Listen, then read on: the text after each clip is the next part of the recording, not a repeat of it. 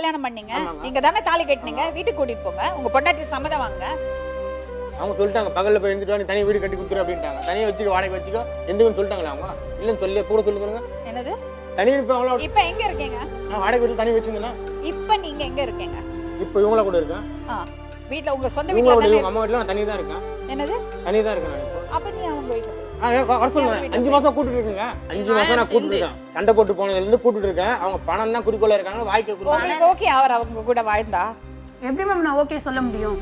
அதுக்கு அவங்க வந்து இவ்வளவு நாள் நான் கம்மன் இருந்தேன், சைலண்டா அவங்க இருந்தாங்க, பிரச்சனை இல்ல மேம். இப்ப பணம் வரைக்கும் போயிருக்காங்க, கொலை மிரட்டல் வரைக்கும் விட்டுறாங்க. நாளைக்கு இவரை கொலை பண்ணி போட்டுட்டாங்கன்னா என்ன பண்ண முடியும்? ரொம்ப பாவம். சரி அப்ப நானும் ஒண்ணு பெத்து வச்சிருக்கேன் மேம். அவளும் பெத்து வச்சிருக்கால. அது என்னோட தப்பு இல்ல மேம். இப்பயும் நான் அததான் எங்களுடைய பர்மிஷனோட கேட்டா நான் கண்டிப்பா நான் பொறுப்பு அப்படின்னு இருப்பேன் மேடம். அவர் என்ன 10 வயசு குழந்தைய தாலி கட்ட சொன்னா கட்டுறதுக்கு? பர்மிஷனை பத்தி பேசுறீங்க?